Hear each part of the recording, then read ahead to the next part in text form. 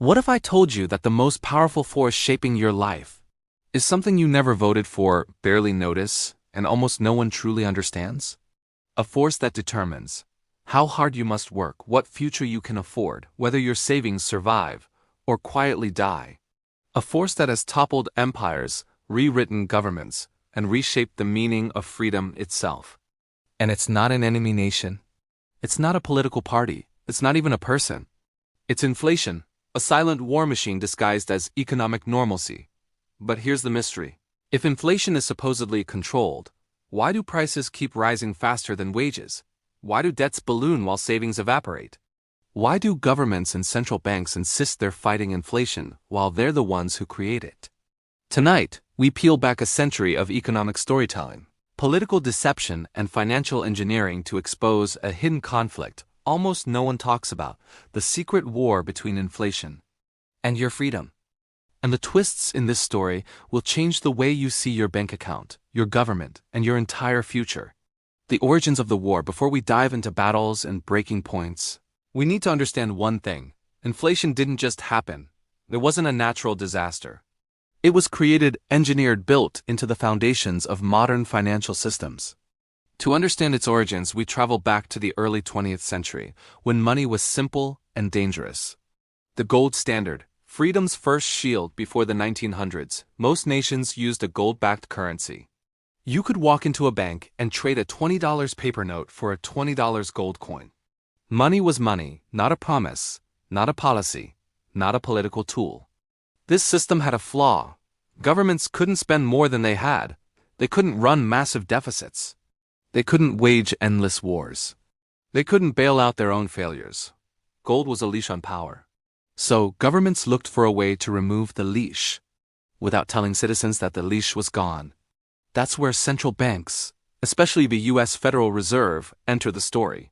1913, a quiet birth of a giant in 1913. The U.S. created the Federal Reserve behind closed doors on Jekyll Island. A meeting of bankers and politicians who knew one thing: controlling money meant controlling the future. This wasn't conspiracy. It's historical fact. And the creation of the Fed marked phase one of the war, the centralization of money. Inflation from this moment forward wasn't an accident. It became a policy tool. But the true war wouldn't begin until governments discovered how powerful inflation could be. How inflation became a weapon. World War I. Inflation's first blood. When World War I erupted, nations suddenly needed money, more money than they could ever tax their citizens. So instead they printed. Prices rose. Currencies weakened. Citizens felt poorer without any politician having to say, "We raised your taxes." Inflation became the perfect political weapon. No debates. No votes. No permission required. The public didn't see it as a war. They saw it as rising prices. But behind the scenes, inflation quietly transferred wealth from citizens to governments, a siphoning effect that has never stopped. 1929. The Great Depression. The war escalates during the Depression. People wanted to withdraw gold from banks. Banks didn't have it. So in 1933, the U.S. government did something almost unbelievable. President Franklin D. Roosevelt banned private ownership of gold. Citizens were forced to turn it in at $20.67 per ounce.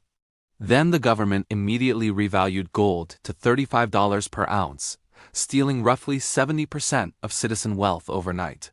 That wasn't economics. That was warfare. Inflation wasn't the villain yet, but freedom was definitely losing. 1944. Bretton Woods. The New World Order. After World War II, world leaders gathered in Bretton Woods, New Hampshire, to rebuild global finance. They created the IMF, the World Bank, the US dollar as the world reserve currency. And they tied the dollar to gold, while other countries tied their currencies to the dollar. It was an elegant system. Stable, predictable, rational. But it carried a fatal flaw. The United States could print dollars, and other countries had to trust that the US actually had enough gold to back them. Spoiler, it didn't.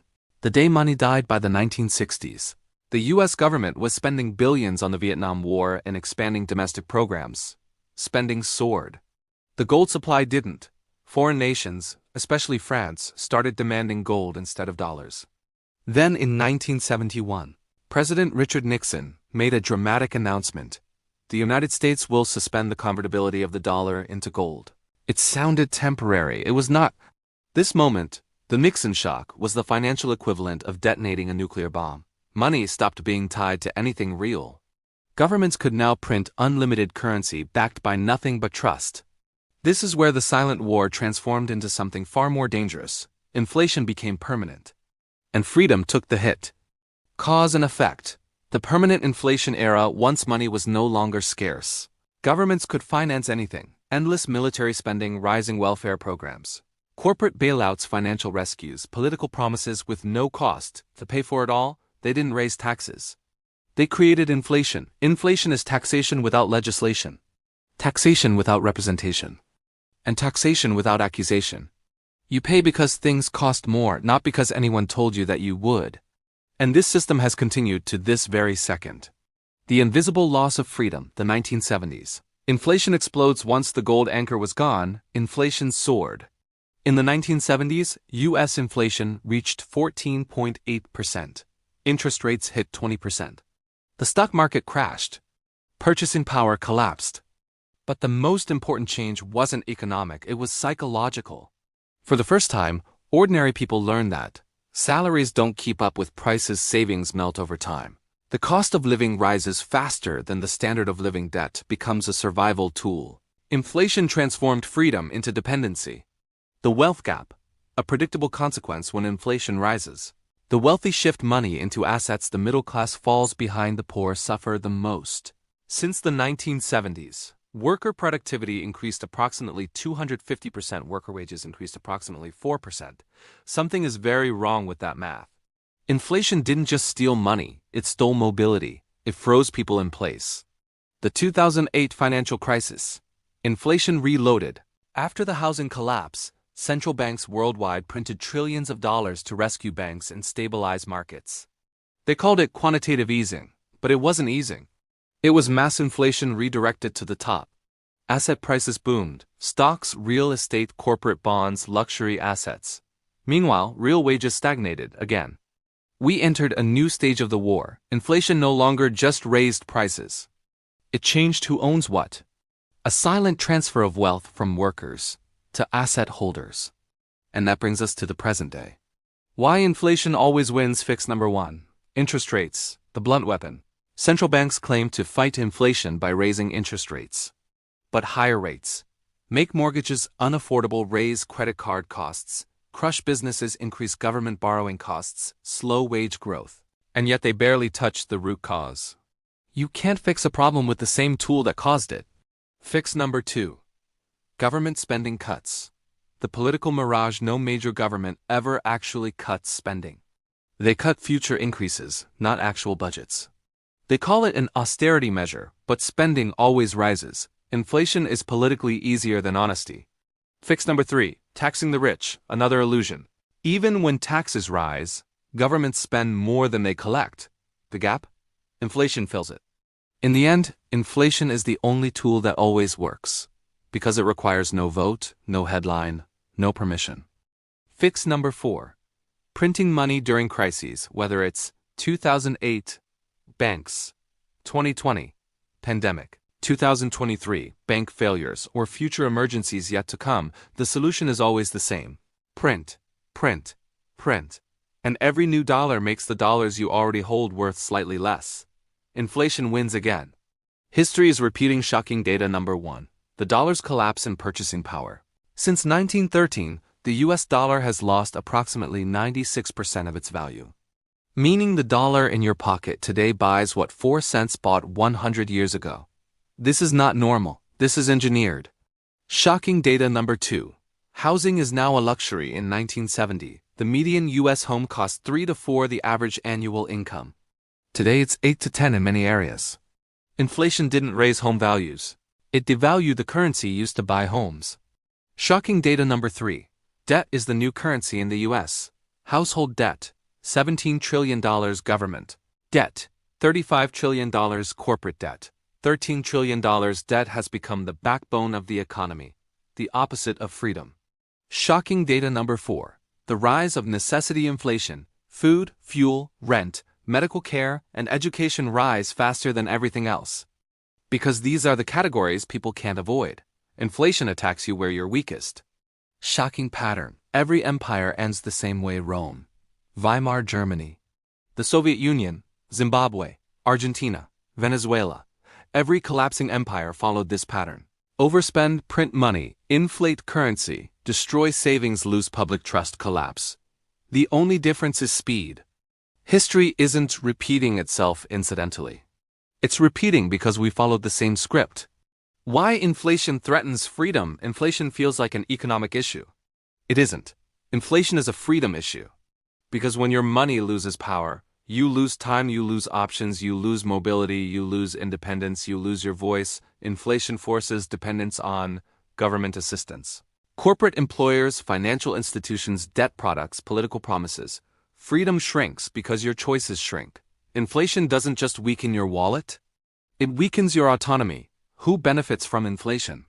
Let's answer the question we've been delaying. Why do governments and central banks tolerate, even encourage, inflation? Because inflation quietly solves their biggest problems. 1. Inflation reduces government debt. If you owe $35 trillion, the easiest way to pay it down is to make each dollar worth less. 2. Inflation encourages spending. Inflation punishes saving and rewards spending. Governments want economic growth at any cost, even if it weakens citizens. 3.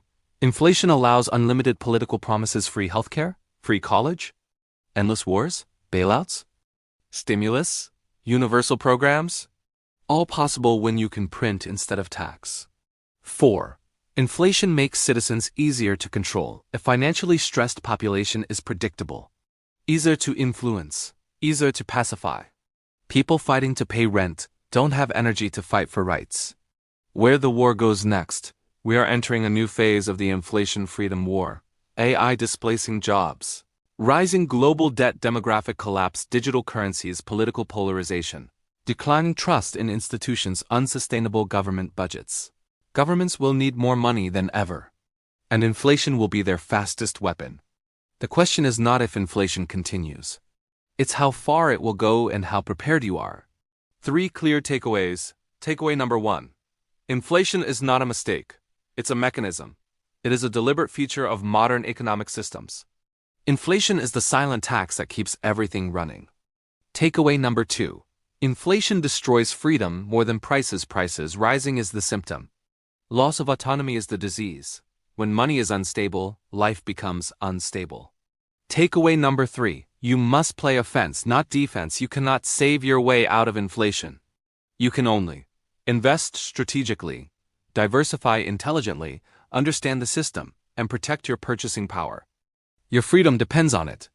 Inflation is not slowing down. Governments are not changing course.